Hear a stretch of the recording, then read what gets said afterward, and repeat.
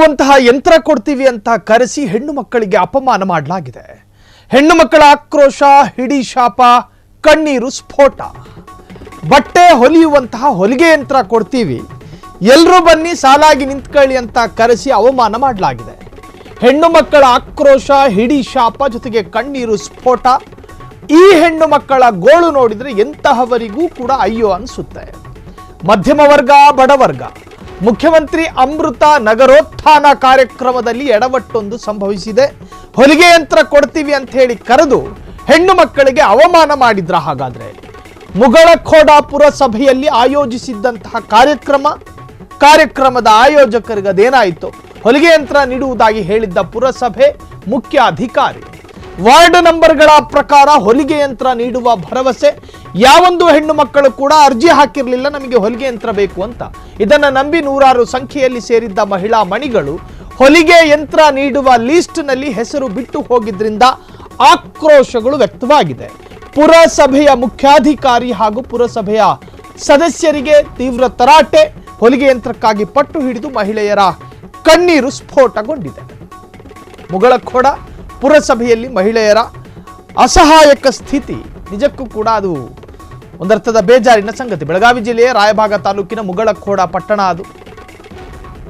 ಪುರಸಭೆ ಸದಸ್ಯರು, ಮುಖ್ಯಾಧಿಕಾರಿಗಳ ಚಳಿ ಬಿಡಿಸಿದಂತಹ ಮಹಿಳೆಯರು ಪುರಸಭೆ ಕಚೇರಿಗೆ ಬೀಗ ಜಡಿದು ಪ್ರತಿಭಟನೆಗೆ ಆಕ್ರೋಶಿತರ ಯತ್ನ.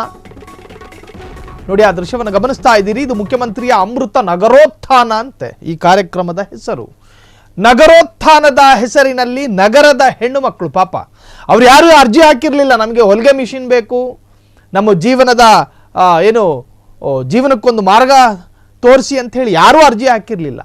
ಈ ಅಧಿಕಾರಿಗಳೇ ಎಲ್ರಿಗೂ ಕೂಡ ಭರವಸೆಯನ್ನು ಮೂಡಿಸಿದ್ರು. ಪಾಪ ಅವ್ರವ್ರ ಕೆಲಸ ಬಿಟ್ಟು ನಾನಾ ಕನಸುಗಳನ್ನು ಮನಸ್ಸಲ್ಲಿ ಕಟ್ಕೊಂಡು ಆ ಕಾರ್ಯಕ್ರಮಕ್ಕೆ ಬಂದಿದ್ರು. ನಮ್ಮನ್ನು ಕರೀತಾರೇನೋ ವೇದಿಕೆಯ ಮೇಲೆ, ನಮಗೂ ಹೊಲಿಗೆ ಮಿಷಿನನ್ನು ಕೊಡ್ತಾರೇನೋ. ಹೆಣ್ಣುಮಕ್ಕಳು ಪಾಪ ಪುರುಷರ ಹಾಗೆ ಅಲ್ಲ, ಹೆಣ್ಣು ಮಕ್ಕಳ ಕಲ್ಪನೆಯ ಜಗತ್ತಿನಲ್ಲಿ ನಾನಾ ತರಹದ ಬಣ್ಣದ ಬಂಗಲೆಗಳನ್ನು ಕಟ್ಟಿಕೊಂಡಿರ್ತಾರೆ.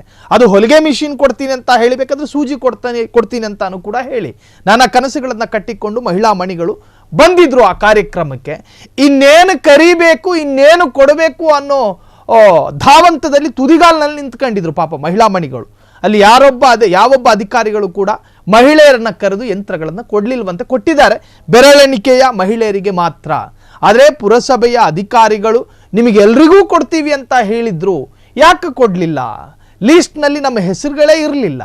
ಹಾಗಾದರೆ ಜನ ಸೇರಿಸಬೇಕು ಎನ್ನುವಂಥ ಇರಾದೆ ಇಟ್ಟುಕೊಂಡು ನಮ್ಮ ಜೊತೆ ಸುಳ್ಳು ಭರವಸೆಯನ್ನು ಕೊಟ್ರ. ಮುಖ್ಯಮಂತ್ರಿಯ ಅಮೃತ ನಗರೋತ್ಥಾನ ಕಾರ್ಯಕ್ರಮದಲ್ಲಿ ಈ ತರಹದ್ದೊಂದು ಪ್ರಮಾದ ಸಂಭವಿಸಿ ಹೋಗಿದೆ. ಹೆಣ್ಣುಮಕ್ಕಳ ಆಕ್ರೋಶಗಳು ಕೂಡ ವ್ಯಕ್ತವಾಗಿದೆ. ಇನ್ನು ಮಹಿಳೆಯರು ಹಿಡಿ ಶಾಪ ಆಗ್ತಾ ಇದ್ದಾರೆ.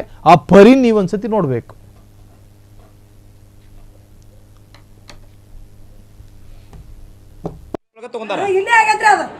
ಒಂದ್ ಅರ್ಜಿಗೆ 200 ರೂಪಾಯಿ ತಗೊಂಡಾರಿ. ಅವಾಗ ಅನ್ಬೇಕಲ್ಲ, ಒಂದ್ ಮನಿಗೆ 5 ಅಂದ್ರೆ ನಾವು ಕೊಡಂಗಿಲ್ವಾ? ಒಂದ್ ಮನಿಗೆ ಒಂದ್ ಹಾಕ 2 ರೂಪಾಯಿ ಆಟ ಕೊಡಂಬೇಕ್ರಿ. ನಮ್ಮ ಮನಿಗೆ ಒಂದ ಬಂದೈತಿ. ನಿಮ್ಮ ಹೆಸರು ಏನ್ರಿ? ಬಂಗವ್ರಿ. ವಾರಾತ್ ನಾವ್ ಹೊಲಿ ಕಾಯತು ಎಂದ್ರು ಹೊರ್ತಾವತಂದ್ರೆ ಈಗ ಬಂದ್ ಮಾಡಕ್ ಕೂತಾರ. ನಾವ್ ಯಾರು ಮಾತು ಕೇಳೋದ್ ಬೇಡ. ಇನ್ನು ರಾತ್ರಿ ಹೊತ್ತಾದ್ರೂ ನಾವ್ ಹೋಗೋ ಹೊಯ್ಯ ನಾವ್ ಮನಿಗೆ ಹೆಂಗ್ ಹೋಗಿ ಕೇಳಕ್ ಬರ್ತಿದ್ ನೋಡ, ಹಂಗ ಸರಳ ಈಗ ಬಂದು ಸರಳ ಕೊಟ್ರಿ ನಿಮ್ ಜಗನ್ ಫೋನ್ ಮಾಡಕತ್ತೆ.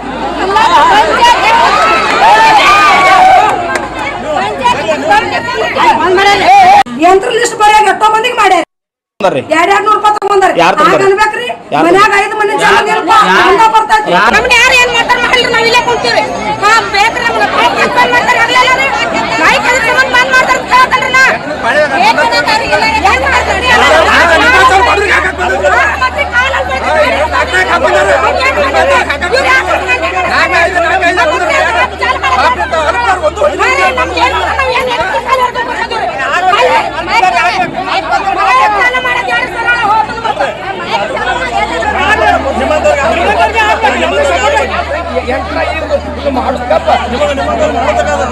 ನಮಗೊಂದ್ ಗಾಡಿನೂ ಬಂದಿಲ್ರಿ, ಪುರಸಭೆಯಿಂದ ರೀ. ಏನ್ರಿ ಮನಿನೂ ಇಲ್ರಿ, ನಮಗ್ ಮನೆಂತಿಕೆ ತೊಗದಾರ್ರಿ. ಇರೋದೊಂದ್ ಮಗ ನನ್ನ ಮೆಚ್ಚ ತಿರ್ಕೊಂಡಾರಿ. ನಮಗೆ ಏನು ಸವಲತ್ತು ಇಲ್ರಿ ಸರ್ಕಾರದಿಂದ ರೀ. ನಮಗ ಏನೇನು ನಿಮ್ಗೆ ನ್ಯಾಯ ಈಗ 3 ವರ್ಷ ಲಿಸ್ಟ್ ಬಂದ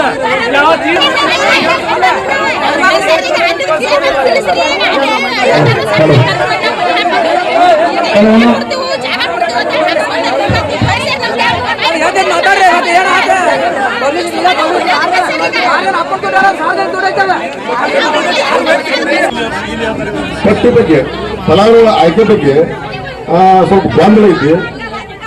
ಅನರ್ಹ ಫಲಾನುಭವಿಗಳಿಗೆ ಸೇರ್ಪಡೆ ಆಗ್ಯಾರು. ಅವ್ರ ನೈಜವಾಗಿ ನಿಮ್ಗೆ ಯಾರಾದ್ರೂ ಎಲ್ಲರಿಗೂ ಸಿಗತ್ತವು ಅರ್ಹದವ್ರಿಗೆ. ಕೆಲವೊಂದಿಟ್ಟು ಶ್ರೀಮಂತರಿಗೆ, ಗೌರ್ಮೆಂಟ್ ಜಾಬ್ ಹೋಲ್ಡ್ರಿಗೆ ಮತ್ತು ಒಂದೇ ಮನೆಯಾಗಿ ಎರಡೆರಡು ಇಂಥವಾಗ ಸನ್ನಿವೇಶಗಳು ಬಂದವು. ಅದಕ್ಕೆ ಕೆಲವೊಂದು ಸಾರ್ವಜನಿಕರಿಂದ ಅಬ್ಜೆಕ್ಷನ್ ಬಂದೈತಿ.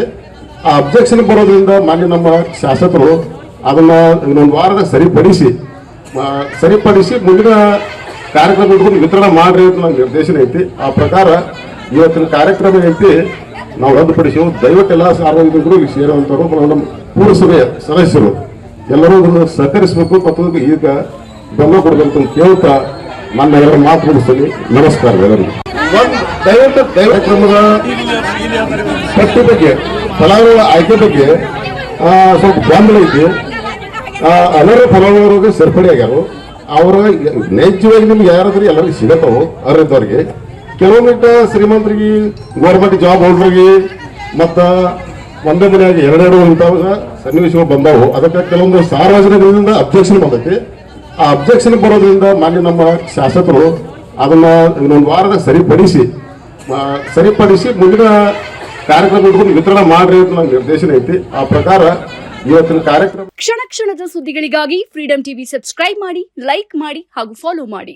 ಹೊಸ ಸುದ್ದಿಗಳ ನೋಟಿಫಿಕೇಶನ್ಗಾಗಿ ಬೆಲ್ ಐಕಾನ್ ಮೇಲೆ ಕ್ಲಿಕ್ ಮಾಡಿ.